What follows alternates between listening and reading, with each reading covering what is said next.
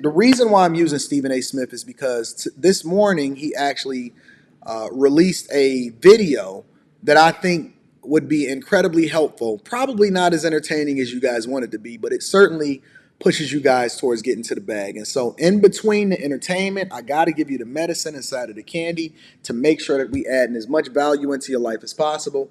Hit a like for the YouTube algorithm. Subscribe to the channel and turn on your notifications. If you have not already, make sure you get that Teach Pack, 30% off your first order plus a free gift. Also, link is in the description for y'all to tap into the Patreon. I absolutely want y'all to get the most value possible. And so make sure you get into the Patreon. Link is in the description as well as pinned to the top of the chat. Let's get into the Stephen A. Smith clip, ladies and gentlemen.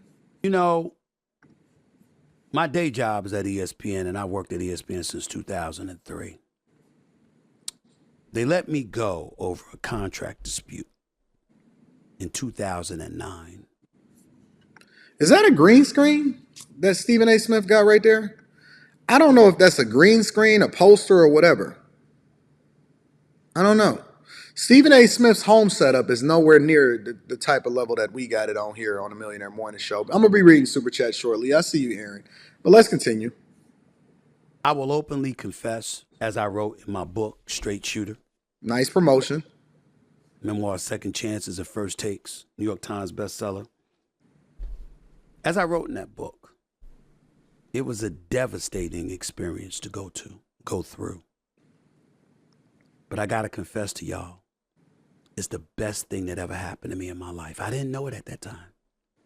So, I explain to y'all on a regular basis how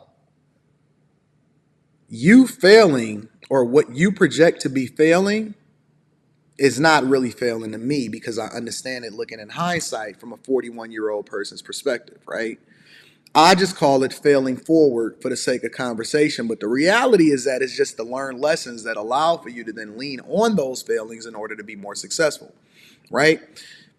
I didn't learn how to fail. I learned what not to do and then how to apply those lessons into the things that go into the future. Some of the best things that happened to me, and I even communicated this to y'all from the previous positions that I've had in my life. Some of the best things that ever happened to me was failing. Right? It was getting fired from my job back in the 06, 07 era, something like that, right before the recession. It was the suffering. It was the moving back into my mom's basement. It was the sales job, the 100% sales job that I had to take, whatever, so on and so forth. And those were some of the best things that ever happened to me. But while you're going through it, it seems like a difficult time because you're like, man, I can't believe this is happening to me. I would largely say if that didn't happen to me at that time, it's a strong possibility that I wouldn't even be here sitting with you today. Everything led up to where it is that we are today. But let's continue. I'm going to read Super Chat shortly. It's the best thing that ever happened to me in my life. Here's why. I didn't know my business.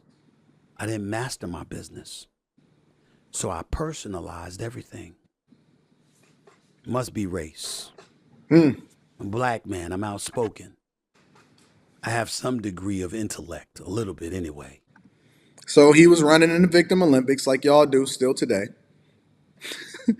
When he got originally released from ESPN, he was running in the Victim Olympics. And the first thing that he went to, just like y'all go to, is, oh man, it must be because I'm black or it must be because I'm a woman. No, it's not. It's because you're a piece of shit and they're not really rocking with you when you think that you're worth more than you really are. But let's continue.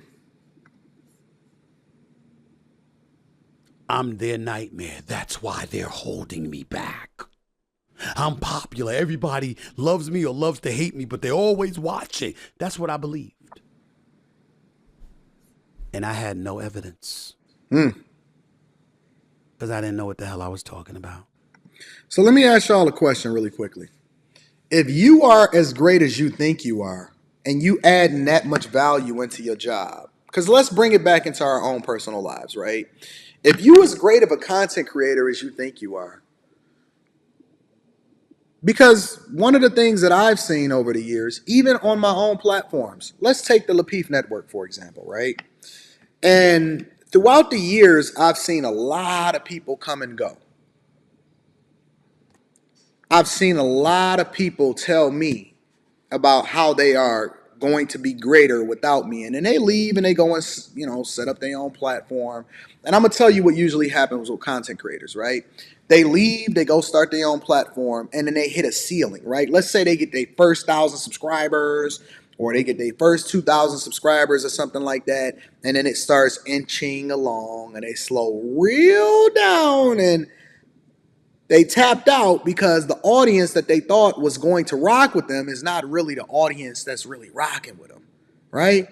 And so a lot of them don't even get to that threshold. They don't even know what it takes to be successful. They didn't realize that the only reason that people know you was because they was latched on to me, and then you couldn't really capitalize off of it because you wasn't as great as you thought you were. You was just riding my wave, right? And so what you'll start to see is that people will then hit a ceiling, right? And instead of them then coming back into the fold and admitting, you know what, I wasn't really as dope as I thought I was. You kind of made the show. You kind of made me who I was. You made me famous, just like I said that I was going to do. All of those people, they peter out. You never hear from them again. You might see them on there. You might see them on here. But they wasn't as good as they thought that they was. They was just really riding the wave of whoever it was that they was with. They're not as talented as they think that. People don't understand. Listen. Every day, I come on the Millionaire Morning Show between 10 and 10:15 a.m. Eastern and 10:30, usually around that time, right? And I give you a 2-hour show every single weekday morning. Do you know how difficult it is to be able to give somebody a 2-hour show by themselves every day? Even Joe Budden admitted that he couldn't do it. Do you know how difficult and how talented you have to be able to continue to hold people's attention day after day after day, week after week, and then you go on other panels or you do a panel show and you carry that shit too? Do you know how talented, how difficult, how much work I had to put in to even be able to communicate effectively without saying the same thing over and over and over and over again, and to give you a whole show every day? People have no clue.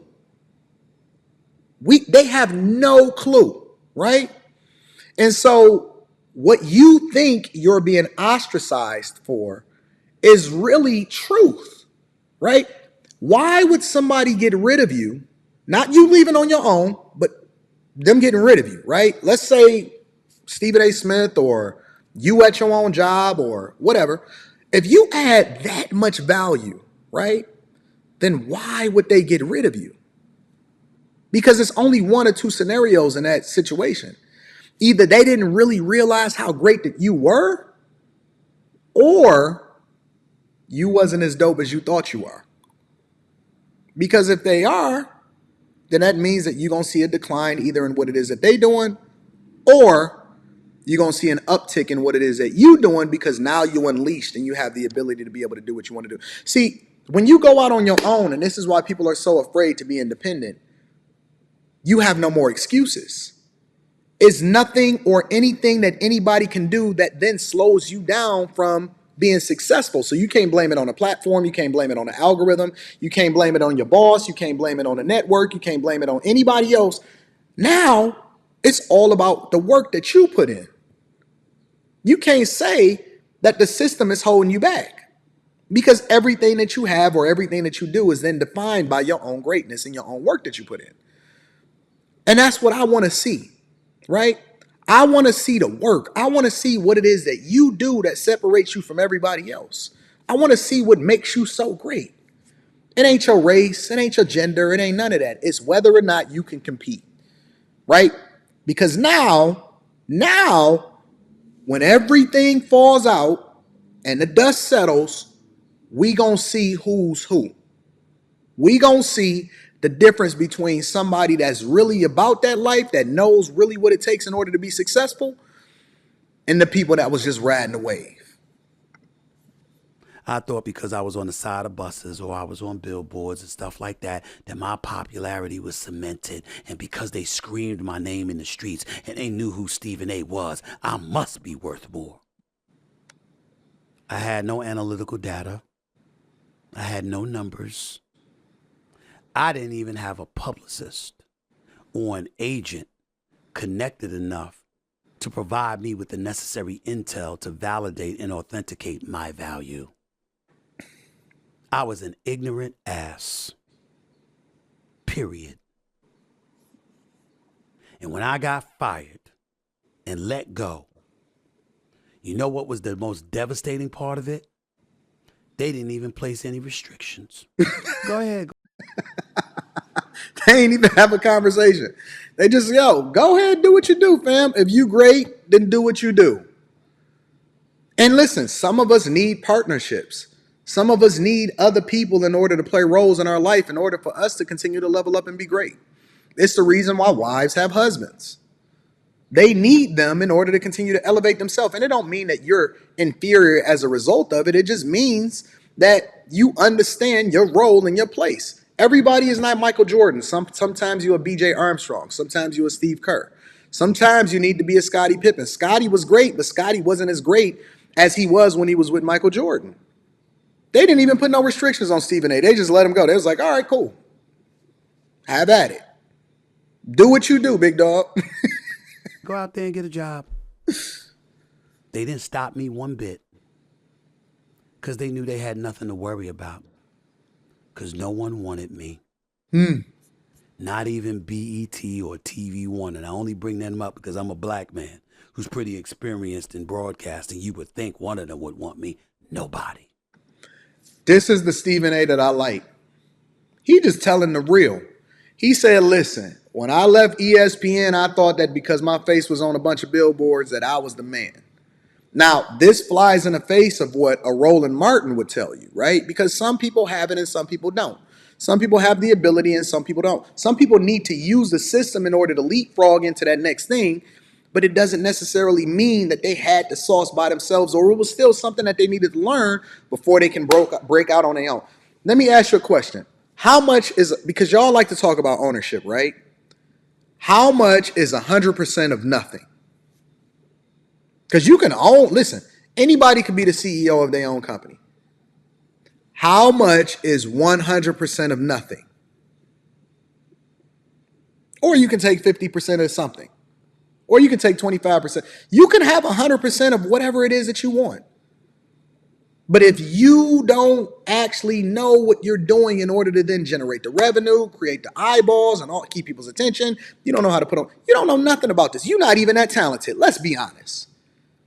It's a lot of panels and a lot of people that I were on panels with, and y'all thought that they was awesome, and they can get online right now and they can't get 5 people to watch them. Let's be real. Let's keep it 100% real. There are people that y'all thought was awesome. We don't even remember their name. I remember I had a conversation with somebody because I was trying to, they had reached out to me like way after we allegedly fell out and all of that. And we patched it up and everything like that. And I would never say any names. But I had a conversation with somebody. And I was like, yeah, you know what I'm saying? You can come on my platform and we can have a conversation and get it popping. I think that it would be a great show. And they said, but I don't really know if the people understand my worth. And I turned and I looked at Rita. And I was like, you hear what this person is saying? I was like, you know what? Let me think about it. Never even answered the phone again. Like, fam, ain't nobody checking for you, Otis. Ain't nobody checking for you, Otis. We don't even remember your name. Unless it's in reference to what it is that I did to you or for you, we don't even remember your name, Otis. So y'all got to remember and play your role in your position. Stephen A. is breaking it down for you right here. Humility is key. Hell, I'm not even sure I could have got a job at Jet Magazine. Nobody wanted me. Hey, where's Don Lemon at? Everybody got all of this big, offering the big numbers over to Tucker Carlson and everything like that. I'm just curious. Where's Don Lemon at? Is Don Lemon going to show his face and he going to end up on another network? He going to start his own thing? What? Where's Don Lemon at? Talk about the shade room where, you know, you got people up in there talking about folks all the time. Hell, they didn't even want me. Nobody wanted me. I don't even know whether they existed then or not. I'm just saying, if you were black, you didn't want me. You were white, you didn't want me. You were Latino, you didn't want me. No damn body wanted me. but it unleashed me because I met great executives like Bruce Gilbert, great executives like Mike McVeigh, a friend of mine spanning 20 years by Terry Fox that educated the hell out of me about this business. My man Galen Gordon and others, Dave Roberts, who's now a high-ranking executive at ESPN, Mark Shapiro, who's the president of William Morris Endeavor, Ari Emanuel, who's the boss and the founder of William Morris Endeavor, Nick Khan, a super agent in this business who now runs the WWE. I had folks that I knew who are nothing short of brilliant that educated me about the business.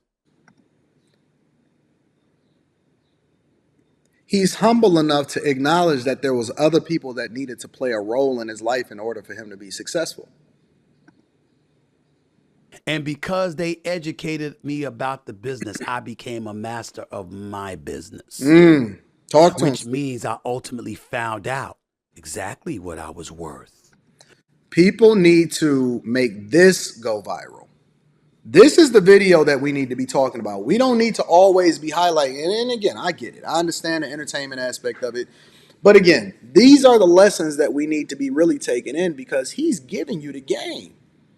He's helping you to understand that you may be worth something in the future. But you don't really even understand. You think that you got a little bit of shine, a little bit of impact. You had a little viral moment, and now you think you that. You not him. Those are my pronouns. Am, him. You can be she, zer, sure. Ladyboy. My pronouns is am, him. Am/him. I'm going to put that on my Instagram profile. Am, him is my profile. Is my pronouns. You not them yet. You not him yet. You not Himothy. You're Timothy, not Himothy.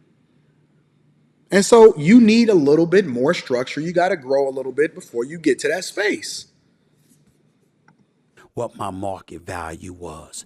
How significant did I resonate? How do I matter? I do First Take every day. I know the ratings every day. I do have an idea of what dollars I resonate, that I generate rather. Which then can factor into what it is that he negotiates with regard to his contract because he now has understanding. Even the Bible says, in everything you do, get understanding. Revenue for ESPN. I know what I generate for this podcast. I pay attention to it. I know what I can do on YouTube. I have fantasies that I'm hell-bent on making sure become reality. Okay, talk to him. It's not personal anymore. It's all business. Somebody in the chat saying Anton is him Kardashian. Oh, that's a good one. That's a good one. I'm him Kardashian.